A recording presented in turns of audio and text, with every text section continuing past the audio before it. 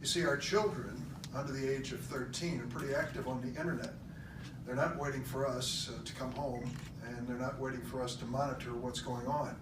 Turns out that 80% of the kids under the age of 12 are on YouTube each day, not to mention all the other possibilities. What are they doing there? Well, they're going to popular sites, they're seeing things that they've heard about, sometimes they're entering information, and while they're doing that, of course, someone is collecting all the data they can about these kids under the age of 13. So they may collect their name, their address, they may even have access to a social security number that they give out, their geolocations, their voice, their face, God knows what else. And all that information becomes part of a big file on a little kid.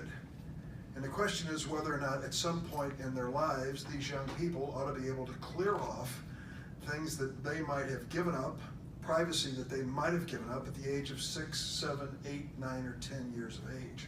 I think they should. That's what this bill says. That if you're under the age of 13 and you've given up data about yourself, that you ought to have the opportunity to clear it. You know, we have some pretty obvious rules and laws in America when it comes to children. There are just some things when we say, you know, you just can't do that. The child doesn't have the maturity, doesn't have the judgment to make a decision. Buying alcohol, buying tobacco, vaping, whatever it happens to be.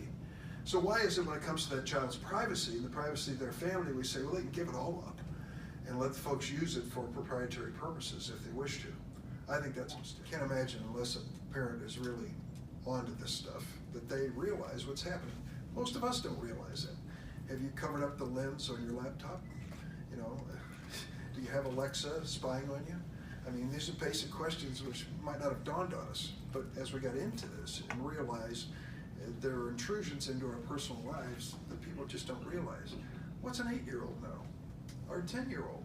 Are they even at a point in their lives where they can think of the questions to ask? How much information are they giving up unwittingly, thinking, oh, it's just a social security number. You know, I happen to see it here, I'll go ahead and share it online. I don't think parents know, and I certainly don't believe children do.